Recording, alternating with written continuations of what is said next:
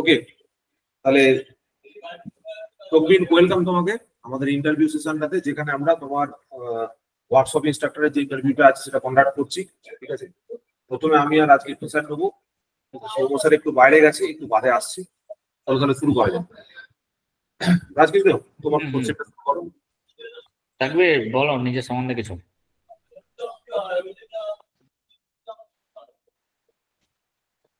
Audio আসছে না, তোমার মাইকটা মিউট আছে। হাই স্কুল শোনা আছে স্যার? হ্যাঁ শোনা যাচ্ছে।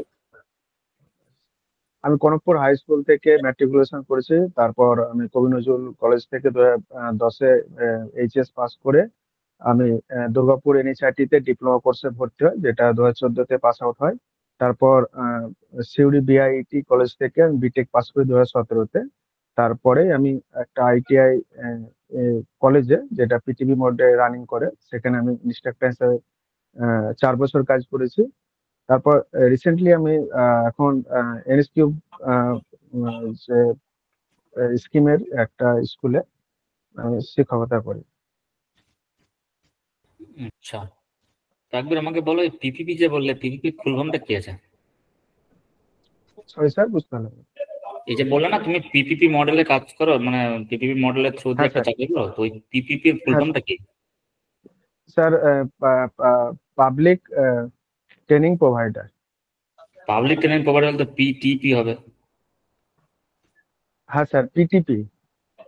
পিটিপি বলে তো কোনো মডেল হয় না কিন্তু থাকবে। Public private partner, public private PPT, এটা স্যার পিটিপি বলে, পিপিটিও বলে স্যার। আমি না পিটিপি না, ওইটাই জানি। ওটা কিন্তু পিপিটি বল না, পিপিপি, তিনটে পি, মানে পি পি আর পি, টি ফির কোনো আচ্ছা, গল্প নেই। হ্যাঁ, ওই ট্রিপল পি, যে ওই ট্রিপল পির ফুল ফর্মটা কি আছে? পাবলিক প্রাইভেট পার্টনারশিপ, এরকম কিছু হ্যাঁ, ওটা আছে। বলো। এবার ঠিক আছে। হ্যাঁ, আচ্ছা আচ্ছা, এই যে পিপিপি মডেলে যে চাকরিটা করছো না, তো পিপিপি মডেলে তো তুমি অলরেডি একটা মানে ভেন্ডারের পেরোলে আছো নাকি? হ্যাঁ স্যার। আচ্ছা, ওটাকে কন্ট্রোল করে কে? স্যার, কন্ট্রোল করে মানে আমাদের যে টেকনিক্যাল বোর্ড, সেখান থেকে কন্ট্রোল হয়, মানে ডিজিটি থেকে কন্ট্রোল হয়, এবং যেটা মানে টেন্ডার দেওয়া হয় বিভিন্ন কোম্পানিকে বা প্রোভাইডারকে টেন্ডার দেওয়া হয়, যারা তারা এটা পরিচালনা করে কলেজগুলো। ওয়েস্ট বেঙ্গলে কে পরিচালনা করছে বলো, রেগুলেটরি বডিটা কে আছে? ওয়েস্ট বেঙ্গলে স্যার মানে অনেক রকম, অনেকটাই প্রোভাইডার আছে, মানে আমি যে আমি প্রোভাইডার বলছি না, শোনো শোনো, আমি প্রোভাইডার বলছি না। মনে করো তুমি একটা পিপিপি মডেলে কাজ করছো, তো সেই পিপিপি মডেলটা ওয়েস্ট বেঙ্গলে কে রেগুলেট করছে? কেউ তো একটা গভর্নিং বডি তো আছে। আচ্ছা আচ্ছা, এটা স্যার এখন 2024 থেকে ওটা আমাদের ডিপ্লোমা এবং আইটিআই দুটো টেকনিক্যাল বডি একটা যৌথ মঞ্চ হয়েছে, যেটা West Bengal state council of technical and vocational and skill development, যে হ্যাঁ, বোর্ডটা সেখান থেকে পরিচালিত হচ্ছে। ওকে ওকে, এক্স্যাক্টলি এটাই জানতে চাইছি। তো তাহলে ওখান থেকে সুইচ করবো কেন বেকার? স্যার, ওখান থেকে সুইচ করার ব্যাপারটা, কারণটা হচ্ছে যেহেতু ওগুলো মানে পিপি মোডে রানিং হচ্ছে, এবং তার নিশ্চয়তা একটুকু কম, এবং স্যালারি স্ট্রাকচারটাও কম। তার জন্য আমি সুইচ করে বর্তমানে এই সিএসএস ভিএসসি যে এনএসকিউ স্কিমে এটা আছি, তুলনামূলক ওর থেকে অনেকটা বেটার, তাই স্যার। আচ্ছা, তো তোমার ওই পিপিপি যে মডেলটা রান হচ্ছে কোন স্কুলে? এটা স্যার আমি আমি বীরভূম ডিস্ট্রিক্টে বাস করি। বীরভূম ডিস্ট্রিক্টে এই স্কুলটা আছে, আমার বাড়ি থেকে 7 to 8 কিলোমিটার ডিস্টেন্সে। অল স্কুলটার ওভার নাম? ওয়েস্ট বেঙ্গলে স্কুলটার নাম হচ্ছে ভাদেশ্বর শ্যামাপদ রায় বিদ্যা ভবন, এইচএস। কবে থেকে প্রজেক্ট চলছে তাহলে ওই প্রজেক্টটা? প্রজেক্টটা স্যার চলছে অ্যাকচুয়ালি 2013 থেকে। এখন বর্তমানে 1600 মতো স্কুলে, এখন অল ওভার ওয়েস্ট বেঙ্গলে 1600 স্কুলের মতো স্কুলে রানিং চলছে এটা প্রজেক্টটা, এবং 2013 ধীরে থেকে ধীরে এটা। প্রজেক্ট? হ্যাঁ স্যার। শিওর তো 2013 থেকে? হ্যাঁ স্যার, 2013-তে স্যার অনলি 95টা স্কুলে এই প্রজেক্টটা প্রথম শুরু হয়েছিল। ধীরে ধীরে এটা আজকে 2025-এ 1600+ স্কুলে রানিং চলছে। আচ্ছা আচ্ছা, ঠিক আছে, অসুবিধা নেই। ঠিক আছে দেবাশিস স্যার, আপনি আপনি নিন। হ্যাঁ, তো তুমি তোমার জব সম্বন্ধে তো বললে, আমাদের ওয়ার্কশপ ইনস্ট্রাক্টরের পোস্টের সম্বন্ধে তোমার আইডিয়া আছে? হ্যাঁ স্যার, ওয়ার্কশপ ইনস্ট্রাক্টরের যেটা আমরা ডিপ্লোমাতে আমরা পড়েছিলাম এবং যেটা রানিং বর্তমানে যেটা ওয়ার্কশপ ইনস্ট্রাক্টরের যে মানে সিলেবাসটা, আমরা 4th সেমে আমরা ইলেকট্রিক্যালের বেসিক সেফটি অ্যান্ড টুলস, তারপরে basic wiring, tube wiring, house wiring, এগুলো আছে। দেন তারপরে ইলেকট্রনিক্স এর কিছু আছে, ওয়েল্ডিং আছে, এবং আপনার তারপরে মেশিনে ঢুকে যাবে। মেশিনে মোটর আছে, জেনারেটর আছে, ট্রান্সফরমার আছে। এগুলো প্র্যাকটিক্যাল, এগুলো আমরা ওয়ার্কশপে শিখি এবং শেখানো হয়। আচ্ছা, তো আমাকে বলো যে এই আমাদের যে ওয়্যারিং তুমি করেছো, ঠিক আছে, ওয়্যারিং এর কতগুলো টাইপ তুমি জানো? স্যার, ওয়্যারিং আমরা 4 রকম ওয়্যারিং আমরা দেখেছি বা আমরা শিখেছি। যেটা প্রথম ওয়্যারিং হচ্ছে sir wooden wiring, casing capping, concealed conduit and clipped wiring. আচ্ছা, আমাকে একটা জিনিস বলো, আমাদের বাড়িতে কমনলি কোনটা ইউজ করি? বাড়িতে নর্মালি স্যার এখন বর্তমানে কনসিল কন্ডিউটটা ইউজ করা হয়। ধরো বাড়িটা হয়ে গেছে, সেই কন্ডিশনে বাড়িটা হয়ে গেলে স্যার ক্যাসিং ক্যাপিংটা ইউজ করতে হবে। কেসিং ক্যাপিংটা ইউজ করা হয়। Correct. আচ্ছা, এই যে কেবিল গুলো আমরা ইউজ করি, কেবিল গুলোর ক্রস সেকশন কিরকম হয়? কন্ডাক্টর বা কেবিল গুলো যেগুলো আমরা ইউজ করি, কেবিল গুলো সাধারণত স্যার কপার কেবিল যদি ইউজ করি 0.5 mm স্কোয়ার থেকে শুরু হয়, 0.5, 1 mm, 1.5, 2 mm, 4 mm, আর তুমি 6 স্ট্যান্ডার্ড mm। কোনটা ইউজ করবে? স্ট্যান্ডার্ড কোনটা ইউজ করবে? স্ট্যান্ডার্ড স্যার মানে আমি যে লাইট লাইট যদি কানেকশন করি, তো সেখানে স্যার আমি কপার ওয়্যার যদি হয়, কপার কেবিল যদি হয়, তো আমি 1.5 to mm স্কোয়ার ইউজ করতে পারি। আচ্ছা আচ্ছা, এর কি কোনো স্ট্যান্ডার্ড আছে যে আমাকে 1.5 ইউজ করতে হবে বা 2.5 ইউজ করতে হবে বা যেটা ইউজ করতে হবে, এর কি কোনো স্ট্যান্ডার্ড আছে? নিয়ম মেনে আমাদের করতে হয়, না আমাদের ইচ্ছা মতো আমরা লাগাতে পারি বাড়িতে? না স্যার, এটা অবশ্যই নিয়ম আছে। আমাদের লোডের উপরে ডিপেন্ড করে আমি কি লোড, কত লোড আমি কানেক্ট করব, সেই লোডের উপরে আমরা ইউজ করি সাধারণত। আহ, মানে অ্যাম্পিয়ারের উপরে আমাদের কত অ্যাম্পিয়ার লোড কনজিউম হবে ওই লোডটাই, সেই হিসেবে আমাদের কেবলটা চুজ করব। আচ্ছা, ধরো একটা বোর্ড রয়েছে, সেই একটা বোর্ডের মধ্যে তুমি ম্যাক্সিমাম কতটা লোড দিতে পারো? স্যার, ডিস্ট্রিবিউশন বোর্ডে ম্যাক্সিমাম আমি মানে একটা রুমের যদি বোর্ড হয়, মানে একটা রুম ওয়্যারিং এর বোর্ড, সেখানে আমি ম্যাক্সিমাম 1000 বা 1 কিলোওয়াট অব্দি লোড দিতে পারি। হুম, তার মানে তুমি 1000 ওয়াট লোড দিয়ে দেবে, তাই তো? হ্যাঁ স্যার, ম্যাক্সিমাম। এটা অ্যাজ পার তকবির আইএস, তকবিরের ইন্ডিয়ান স্ট্যান্ডার্ড নাকি? আচ্ছা ঠিক আছে, যাও। তার মানে তুমি 1000 ওয়াটের লোড দিচ্ছ, তাহলে কতগুলো পয়েন্ট করবে ম্যাক্সিমাম? 10টা পয়েন্ট। 12টা করা যাবে না? হ্যাঁ স্যার, করা যাবে, 12টাও করা যাবে। তুমি 12টাও করে দেবে, আচ্ছা ঠিক আছে।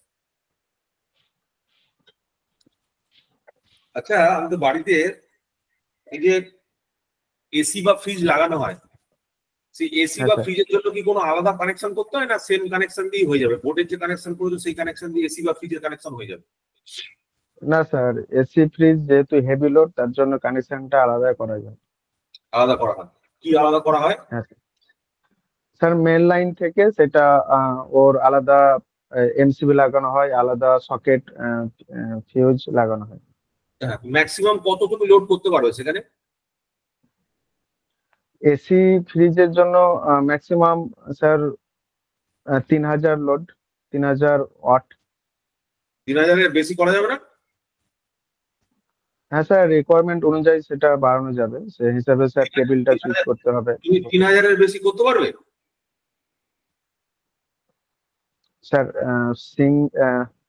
যদি স্যার মানে একটা লোড 3000-এর বেশি হয়, সেক্ষেত্রে স্যার ওর কানেকশনটা এবং ওর জন্য যে আহ, মানে ইলেকট্রিক্যাল ইকুইপমেন্ট গুলো ইউজ করছি, সেগুলো অবশ্যই ওই রেটেড হতে হবে। আচ্ছা, একটা ইন্ডিয়ান স্ট্যান্ডার্ড আছে জানো তো, তুমি যে ভুলভাল বকছো সেজন্য তোমায় বলে দিই। একটা ডিস্ট্রিবিউশন বোর্ডে 800 ওয়াট ম্যাক্সিমাম লোড হতে পারে, সেখানে 10খানা ম্যাক্সিমাম পয়েন্ট বার করা যেতে পারে, ঠিক আছে? ভুলভাল বলো না, ঠিক আছে? আর একটা 15 অ্যাম্পিয়ার সকেটের মধ্যে ম্যাক্সিমাম তুমি দুটো দুটো পয়েন্ট বার করতে পারো, আর সেখানে ম্যাক্সিমাম 3000 লোড দেওয়া যেতে পারে। মানে এটা হচ্ছে স্ট্যান্ডার্ড, তুমি এর এদিক ওদিক করতে পারবে না। তুমি বাড়িতে যা খুশি তাই করতে পারো, ঠিক আছে, কিন্তু সেটা স্ট্যান্ডার্ড নয়। সেটা নন স্ট্যান্ডার্ড ওয়েতে করা, যদি কেউ করে থাকে আর কি, সেটা কোনো রুল নেই, বুঝতে পারলে? যাই হোক, আচ্ছা, আমরা এই যে কেবিল গুলো ব্যবহার করি, কেবিল গুলোর ক্ষেত্রে আমরা এই বিভিন্ন ধরনের কেবিলের সাইজ ইউজ করে থাকি। তোমরা জানো যে বিভিন্ন, যে 32 কেবি সিস্টেম, 33 কেবি সিস্টেম, 132 কেবি সিস্টেম, ঠিক আছে, 220 কেবি সিস্টেম। এর মধ্যে 132 কেবি সিস্টেমে কি ধরনের কেবিল ইউজ করা হয়? মানে কেবিল ইউজ করা হয় না কি ইউজ করা হয়, কন্ডাক্টর ইউজ করা হয়, কি ইউজ করা হয়? হায়ার ভোল্টেজে 132 কেভি কথা বলছেন স্যার? হ্যাঁ, মানে ধরো আমরা প্রথম কথা হচ্ছে নর্মাল বাড়িতে যে ওয়্যারিং করা হয়, সেখানে আমরা কি ইউজ করি, কেবিল ইউজ করি না কন্ডাক্টর ইউজ করি? কেবল ইউজ করি স্যার। কেবিল ইউজ করি। তাহলে আমি বলতে চাইছি হায়ার ভোল্টেজ রেঞ্জে, ধরো 11 কেবি, 33 কেবি বা 132 কেবি রেঞ্জ আমি ধরছি, 132 কেবি রেঞ্জে তুমি কি ইউজ করবে, কেবিল ইউজ করবে না কন্ডাক্টর ইউজ করবে? কন্ডাক্টর ইউজ করবো স্যার। কন্ডাক্টর ইউজ করবে। তো সে কি কন্ডাক্টর ইউজ করা হয় নাম জানা আছে? স্যার এসি/এসআর ইউজ করি স্যার। এসিএসআরটা ঠিক আছে, একটা ট্রেড নেম আছে, ট্রেড নেম, সরি স্যার। একটা ট্রেড নেম আছে, ট্রেড নেম। স্যার জানা নেই এই মুহূর্তে মনে। তুমি যে কন্ডাক্টরটা তৈরি করছো, তার কনস্ট্রাকশন অনুযায়ী, তার যে মেটেরিয়াল তুমি চুজ করছো সেই অনুযায়ী নাম, একটা ট্রেড হ্যাঁ নেম স্যার। হয়, ঠিক আছে? স্যার এই মুহূর্তে মনে পড়ছে না। ডগ, র্যাবিট, স্কুইরেল, এই শব্দগুলো শুনেছো? প্যান্থার, হ্যাঁ স্যার। ঠিক আছে। এই ট্রেড নেমের মধ্যে একটা ট্রেড নেম ইউজ করা হয়, ঠিক আছে, দেখবে ভালো করে। যাই হোক, আচ্ছা, এবার আমাকে বলো যে তোমার যে এই যে বিভিন্ন ধরনের তুমি মোটর বা জেনারেটর পড়েছো, মোটর বা জেনারেটর ক্ষেত্রে ল্যাবে তুমি কি করাবে স্টুডেন্টদের? কি ল্যাব দরকার আছে? তোমার কি মনে হয় কোন কোন ধরনের ল্যাবটা বেশি গুরুত্বপূর্ণ? স্যার মোটর জেনারেটর দুটোই গুরুত্বপূর্ণ। আমরা যদি মোটরের কথাই বলি, ডিসি মোটরের how to start A DC motor, এবং 4 পয়েন্ট স্টার্টারের মাধ্যমে কিভাবে ডিসি মোটর স্টার্ট করব, 3 পয়েন্ট স্টার্টারের মাধ্যমে কিভাবে করব। তারপরে আমি যদি জেনারেটর যাই, জেনারেটরের ব্যাপারটাও তাই, স্টার্টিং ব্যাপারটা, ওর কানেকশনের ব্যাপারটা, এবং যে এক্সাইটার থাকে, এক্সাইটারের যে কানেকশনটা, সেগুলো আমরা অবশ্যই জানবো ল্যাবের মাধ্যমে, ওয়ার্কশপের মাধ্যমে। ডিসি মোটরের এই যে তুমি স্টার্টারগুলোর কথা বললে, আমি স্টার্টার ডিসি মোটরে কেন ব্যবহার করবো, হোয়াট ইজ দ্য রিজন? আমি তো ডাইরেক্ট কানেকশন করে দিতে পারতাম, একটা সুইচ দিয়ে, নর্মাল সুইচ দিয়ে তো অন করতে পারতাম। হঠাৎ করে স্টার্টারটা দরকার পড়লো কেন? স্যার বেসিক্যালি স্টার্টার এই জন্য ইউজ করি, ইনিশিয়ালে মোটর যখন স্টার্ট হয়, রেটেড কারেন্টের থেকে একটা বেসিক কারেন্ট ড্র করে। তো ইনিশিয়ালি যদি বেসিক কারেন্ট, হঠাৎ করে যখন স্টার্ট করলে তখন বেসিক কারেন্ট কেন ড্র করলো? যেহেতু স্যার মানে ইনিশিয়ালে যেহেতু মোটরটা অফ আছে, এবং যখনই আমি বলো বলো। মোটরটা যখন অফ পজিশনে থাকে বা রেস্ট পজিশনে থাকে, আমি যখনই সাপ্লাই দিব তখনই হিউজ টর্কের প্রয়োজন হয়। সেক্ষেত্রে মানে তার রেটেড কারেন্ট থেকে, রেটেড যে কারেন্ট তার থেকে বেশি কারেন্ট ড্র করে নেয়। তারপর স্টার্ট হয়ে গেলে বা রানিং অবস্থায় চলে গেলে তখন রেটেড কারেন্টটাই নেই। তো ইনিশিয়ালি যদি বেশি কারেন্ট নিয়ে নেয়, তাহলে মোটরটা ওয়েন্ডিংটা বার্ন হয়ে যাওয়ার সম্ভাবনা থাকে, তাই আমরা স্টার্টার ইউজ করে সেটাকে কন্ট্রোল করি। আচ্ছা, টর্কের জন্য কারেন্ট বেশি লাগে না কারেন্ট বেশি ফ্লো হয় বলে টর্কটা বেশি তৈরি হয়? কোনটা রিজন কোনটা এফেক্ট, কোনটা কজ কোনটা এফেক্ট? কারেন্টের জন্য টর্ক তৈরি হয় না টর্কের জন্য কারেন্ট লাগে, মানে টর্কের জন্য কারেন্ট তৈরি হয়? স্যার বেশি টর্ক কোনটা আগে আসে, আগে কারেন্ট আসে না আগে টর্ক আসে? অবশ্যই স্যার আগে টর্ক আসে। টর্কটা যখন আর বেশি প্রয়োজন মানে কারেন্টটা বেশি তুমি বলতে ড্র চাইছো করবে। তোমার মোটরটা আগে থেকে ঘুরছে, তারপর তুমি তার মধ্যে সাপ্লাই দিয়েছো। হ্যাঁ স্যার। তার মানে তুমি বলতে চাইছো যে মোটরটা তোমার আগে থেকে ঘুরছে, কারণ তোমার মোটরে আগে টর্ক আছে, তারপর তুমি মোটরে সাপ্লাই দিয়েছো। মোটরটা ঘুরন্ত অবস্থায় তুমি সাপ্লাই দিয়েছো, আগে আগে থেকে মোটরটা ঘুরছিল, তারপর তুমি সাপ্লাই দিচ্ছ।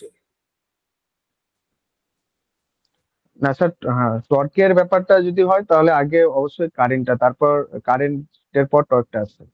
আগে কারেন্ট আসবে তারপর টর্ক আসবে, তাই তো? হ্যাঁ স্যার। তাহলে হ্যাঁ স্যার। তুমি যখন ডেফিনিশনটা করলে, ডিফাইনটা করলে, তখন তাহলে তুমি ভুল করলে। এফেক্টকে আগে হ্যাঁ বলে স্যার। তুমি কজকে বলে দিলে। কি বললাম বুঝতে পারলে? এফেক্ট হ্যাঁ দিয়ে স্যার। তো কজকে ডিফাইন করা যায় না, কজ দিয়ে এফেক্টকে ডিফাইন করা যায়। এফেক্ট দিয়ে কি কজকে ডিফাইন করা যায়? ভালো করে বুঝবে কি বলতে চাইছে। হ্যাঁ স্যার। যাই হোক, আর কি বলো, আর আর কি মনে হচ্ছে কেন কেন বেশ ইয়ে হতে পারে? হঠাৎ করে কেন তখন দরকারটা বেশি পড়লো, হঠাৎ করে কারেন্টটা তখন কেন বেশি এলো? তো কারেন্টটা বেশি ড্র করার কারণ আরো তুমি হতে ব্যাক পারে ইএমএফ বা শব্দটা আরো। শুনেছো? হ্যাঁ স্যার। যখন ব্যাক কয়েলে ইএমএফ। সাপ্লাই প্রথমে দেওয়া হয় তখন ব্যাক ইএমএফ থাকে। হ্যাঁ স্যার, ব্যাক ইএমএফ থাকে। ইনিশিয়াল কয়েলে সাপ্লাই দেওয়ার সঙ্গে সঙ্গে ব্যাক ইএমএফ তৈরি হয়ে যায়। না স্যার, ব্যাক ইএমএফটা যখনই সাপ্লাই দিব তখন যখন রোটরটা ঘুরতে লাগবে তখনই রোটরটাকে যে বাধা দেই, অ্যাকচুয়ালি রোটরের যে মানে ম্যাগনেটিক ফ্লাক্স যেটা কাট করে সেই ম্যাগনেটিক ফ্লাক্সের অপোজিটটাই যে মানে অপোজ করে, সেটা হচ্ছে অ্যাকচুয়ালি ব্যাক ইএমএফ। মানে ওই ব্যাক ইএমএফ এর জন্য কারেন্টটা বেশি ড্র করে। ব্যাক ইএমএফ থাকে বলে কারেন্ট বেশি ড্র করে না ব্যাক ইএমএফ থাকে না বলে কারেন্ট বেশি ড্র করে? ব্যাক ইএমএফ থাকে বলে কারেন্ট ড্র করে। আচ্ছা, তুমি বলতে চাইছো যে ব্যাক ইএমএফ রয়েছে ওই জন্য কারেন্ট বেশি ড্র করছে, তাই তো? তোমার এটাই তো বক্তব্য? হ্যাঁ স্যার। তার মানে তোমার বক্তব্য হচ্ছে তুমি যখন কয়েলের সাপ্লাই দিচ্ছ তখন তোমার সেখানে ব্যাক ইএমএফ ডেভেলপ হয়ে আছে, এটাই বলতে চাইছো? যখন হ্যাঁ তুমি স্যার। কয়েলে সাপ্লাই দিচ্ছ তখন তোমার কয়েলে ব্যাক ইএমএফ ডেভেলপ হয়ে আছে, এটাই বলতে চাইছো, তাই তো? হ্যাঁ স্যার। ঠিক। তার মানে তুমি এটা বলতে চাইছো যে তোমার কয়েলটা ইনিশিয়ালি চার্জড, না কয়েলটা ইনিশিয়ালি ক- চার্জ। তুমি বলতে চাইছো যে তোমার কয়েলটা ইনিশিয়ালি চার্জ, ইনিশিয়ালি চার্জ যদি না থাকে তাহলে আগে থেকে তার মধ্যে ভোল্টেজ থাকবে কি করে, তার মধ্যে ইনডিউসড ভোল্টেজ থাকবে কি করে? একটা কয়েলের মধ্যে যদি আগে থেকে তুমি চার্জ না দাও সেই কয়েলের মধ্যে চার্জ আসবে কোত্থেকে? তোমাকে তো আগে থেকে চার্জ দিতে হবে। হ্যাঁ স্যার। তার মানে তুমি বলতে চাইছো তুমি যে মোটরটা ঘোরাচ্ছ সেই মোটরটার মধ্যে আগে থেকে সাপ্লাই ভোল্টেজ অ্যাভেলেবেল আছে, তুমি সাপ্লাই দিলেই না তার আগে থেকে তার মধ্যে সাপ্লাই অ্যাভেলেবেল আছে।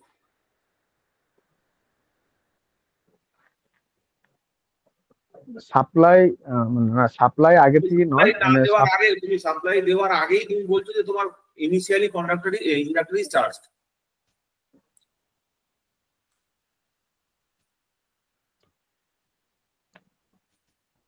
তোমার ভুলটা কোথায় হচ্ছে বুঝতে পারছো? হ্যাঁ স্যার। বুঝতে পারছো না তো? যখন হ্যাঁ স্যার। তুমি যখন প্রথম কয়েলটাকে চার্জ করছো, যখন তুমি প্রথম কয়েলটাকে সাপ্লাই দিচ্ছ, at the instant of switching on the back EMF is 0. Back EMF 0 হওয়ার জন্য রেজিস্ট্যান্সটা কম থাকে। ব্যাক ইএমএফ যেহেতু ইনিশিয়ালি 0 থাকে যার জন্য রেজিস্ট্যান্সটা কম থাকে, আর রেজিস্ট্যান্সটা কম থাকার জন্য কারেন্টের ফ্লোটা বেশি হয়। উইথ টাইম ব্যাক ইএমএফ আস্তে আস্তে বাড়তে থাকে, ব্যাক ইএমএফ যত বাড়ে তত কারেন্টের পরিমাণটা কমতে শুরু করে, ঠিক আছে? তার মানে at the instant of starting the back EMF is 0.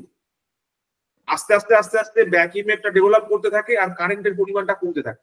তাহলে ইনিশিয়ালি যেহেতু ব্যাক ইএমএফটা জিরো, কারেন্ট বেশি, ওই জন্য তোমার একটা স্টার্টার দরকার। এবার সেই স্টার্টারের মধ্যে তুমি কি ইউজ করছো?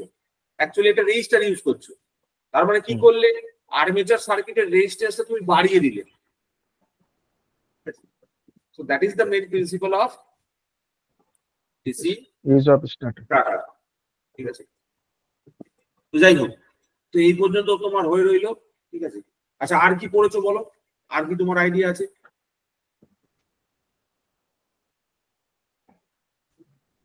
মানে আর ল্যাবে আর কি করাবে ভাবছো?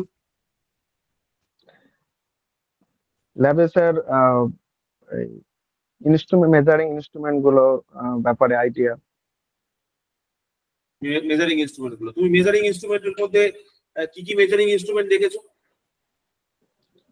স্যার মেজারিং ইনস্ট্রুমেন্ট সাধারণত টু টাইপ হয়, একটা মুভিং আয়রন টাইপ আর একটা এমআই টাইপ। আচ্ছা, MI type are moving iron type দুটো একই না আলাদা? এমআই টাইপ আলাদা স্যার, মুভিং কয়েল যেটা এমসি যেটা ওইটা আলাদা। Two type.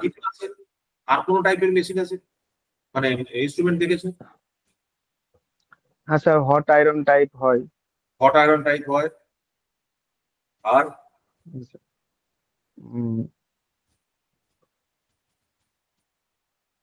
আচ্ছা তোমাকে যদি এয়ারক্রাফটে আমি একটা মেশিন ইউজ করি, ইনস্ট্রুমেন্ট ইউজ করবো, এয়ারক্রাফটে কোন ধরনের ইনস্ট্রুমেন্ট ইউজ করবে?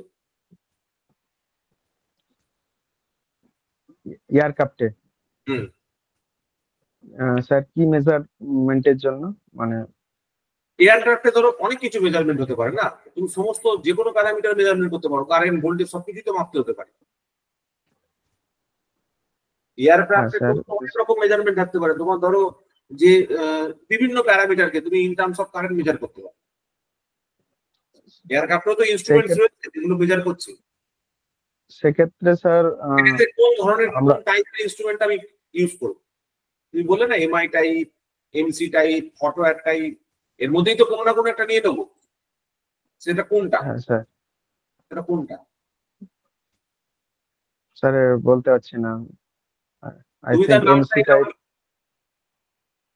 কি স্যার? তুমি তার নামটাই নাও, ওটাকে বলে PMMC type instrument, permanent magnet moving coil type moving iron, moving coil. হ্যাঁ স্যার এটা permanent magnet moving coil type instrument. আচ্ছা হ্যাঁ স্যার, ওটা এমসির মধ্যেই পড়ছে। এমসি টাইপের মধ্যে এই পিএমএমসিটা মানে ওটা ফার্দার যদি আমি ডিভাইডেড করি তো এমসি টাইপের মধ্যেই পড়ছে পিএমএমসি। দুটো এক নয়, তুমি জোর করে এক করতে পারবে না, ঠিক আছে? দুটো এক নয়। তুমি যদি জোর করে অ্যাড করতে চাও, জোর করে বলতে চাও যে দুটো সেম, তাহলে দুটো সেম নয়। দুটো প্রিন্সিপালি দুটো ডিফারেন্স রয়েছে। একটাতে পার্মানেন্ট ম্যাগনেট লাগানো আছে আর একটা তোমাকে ইলেকট্রোম্যাগনেট তৈরি করতে হচ্ছে। দুটোর প্রিন্সিপাল অফ অপারেশন ডিফারেন্ট। যদি দুটো সেম হয় তাহলে তুমি আমায় বলো, দুটো মিটার নিশ্চয়ই তার মানে সেম রিডিং, মানে সেম মেজারমেন্ট করতে পারবে। তুমি জানো যে এমসি টাইপ ইনস্ট্রুমেন্ট কি কি মেজারমেন্ট করতে পারে? ডিসি এসি বোথ মেজার করতে পারে। পিএমএমসি টাইপ বোথ মেজার করতে পারে, ডিসি এসি? না স্যার, না স্যার, অনলি ডিসি হয়। অনলি ডিসি, তার মানে নিশ্চয়ই দুটো মিটার সেম নয়। দুটো মিটার সেম হলে দুটো টাইপের মেজারমেন্ট ডিসে করতে পারতো। হ্যাঁ স্যার। আচ্ছা আমি এখানে বললাম যে আমি এয়ার স্পেস মানে এরোস্পেস সিস্টেমে আমি ইউজ করব হচ্ছে গিয়ে তোমার পিএমএমসি ইনস্ট্রুমেন্ট, ঠিক আছে?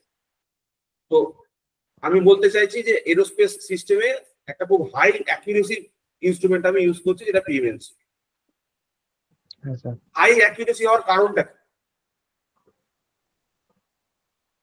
কারণ স্যার পিএমসিটা যেহেতু মানে পার্মানেন্ট ম্যাগনেট ইউজ করছি, এবং যেহেতু পার্মানেন্ট ম্যাগনেট ইউজ করছে, এখানে কোনো ইলেকট্রোম্যাগনেট ইউজ করছি না, সেক্ষেত্রে মানে ওর মানে মানে হাইট বা উচ্চতা ডিফারেন্সে বা লোকেশন চেঞ্জের সঙ্গে কোনো এফেক্ট পড়বে না। বা ঠিক আছে, যাই হোক, ওটাকে বলা হয় টর্ক টু ওয়েট রেশিও, ঠিক আছে? টর্ক টু ওয়েট রেশিও যার বেশি থাকে সেটাকে আমরা প্রেফার করব। তো তোমার যে ইন্টারভিউ সেশনটা আছে আমি আপাতত এখানে ক্লোজ করছি, ঠিক আছে? আবার যখন সৌম্য স্যার জয়েন করবে আমি তোমাকে ডেকে নেবো, তুমি একবার একটু জয়েন করো, ঠিক আছে? স্যারের সেশনটা একটু স্যারের কাছে তুমি করে দিও, ঠিক আছে? একটু বাদে আমি তোমাকে একবার কল করছি, অন্য বন্ধুদের একটু তাহলে একটু এগিয়ে রাখি, ঠিক আছে? স্যার খানিকক্ষণের মধ্যে জয়েন করবে, আমি তোমাকে আবার তখন ডেকে দেবো, ঠিক আছে? Okay sir.